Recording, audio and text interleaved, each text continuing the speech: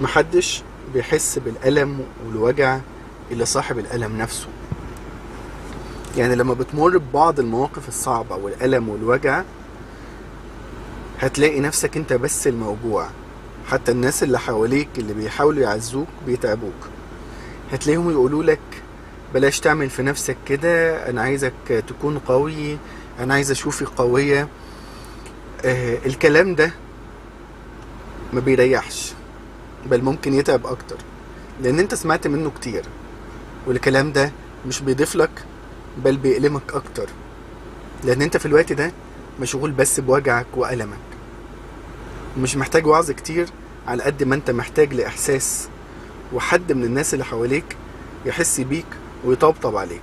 مش محتاج حد يلومك ولا يوعظ فيك حتى كتير. الشخص الموجوع من اي حاجة كل اللي حسه ان هو موجوع، والموجوع مش عايز بس غير يتكلم ويتسمع. يتكلم وقت ما هو عايز يتكلم، ويتسمع وقت ما هو عايز يتسمع. الموجوع محتاج دعم واحتواء وتعاطف. الموجوع محتاج مشاعره تتفهم وتتحس، محتاج ان هو يحس ان الناس اللي حواليه حاسين بيه وبألمه.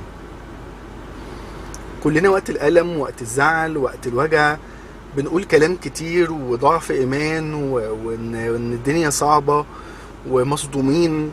فطبيعي ان احنا نقول كده، لان بعد ما بنهدى وبنطمن بنشكر ربنا وبنحس ان اللي فات كله للخير.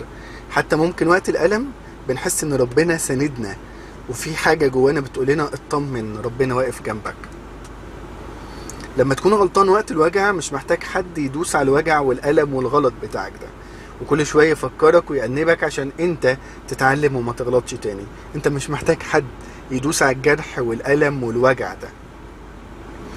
لما تتعامل مع حد موجوع ومتألم احترم منطقة وجعه وألمه، حتى لو هو بيبين ان هو مش موجوع وبيكابر. احترم مشاعره، وبلاش تحسسه ان انت ابو العريف وان انت فاهمه وان انت عارف ان هو موجوع بس هو بيكابر وبيداري. قدر مشاعره ووجعه، واحترم مشاعره واحترم خصوصيته. كل اللي انت تعمله في اللحظة دي ان انت بس تحس بيه.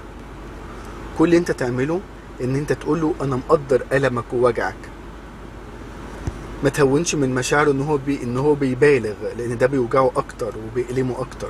ده كل الدور المنتظر منك، ان انت تترفق بالناس وقت وجعهم وقت ألمهم، وتطبطب عليهم، تحسسهم ان انت جنبهم وفي ظهرهم وساندهم ودعم ليهم وحاسس بيهم، وبتتألم لألمهم وبتتألم لوجعهم، وحاسس بكل ألم هم عايشين.